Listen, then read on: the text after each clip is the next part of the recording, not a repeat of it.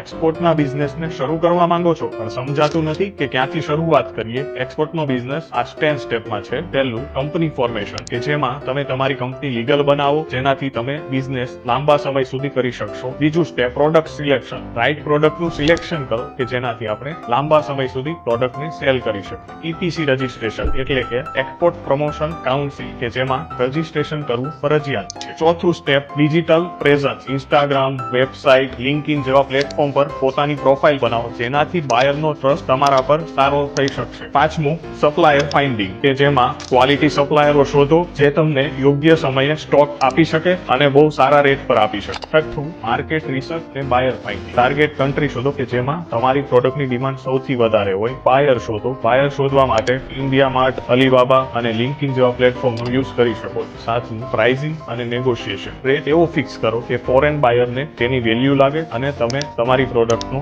સારો એવો પ્રોફિટ મેળવી શકો. આઠમું, ઓર્ડર કન્ફર્મેશન અને documentation, quotation, invoice, packaging list, બધું જ પેપર વર્ક કમ્પ્લીટ હોવું જોઈએ. નવમું, લોજિસ્ટિક અને શિપિંગ પાર્ટનર ફાઇનલાઇઝ કરો. 10મું, પેમેન્ટ અને કમ્પ્લાયન્સીસ, એડવાન્સ કે LC પેમેન્ટ ટર્મ્સ નક્કી કરો. GST અને કસ્ટમ્સના નોર્મ્સને ફોલો કરો. હરેક સ્ટેપને ડિટેલમાં પ્રેક્ટિકલ ટિપ્સ સાથે આગળના વિડીયોમાં સમજાવવાના છે. તો આજે જ બેસિક એક્સપોર્ટના પેજને ફોલો કરી લો અને તમારા એક્સપોર્ટ બિઝનેસને ગ્રો કરો.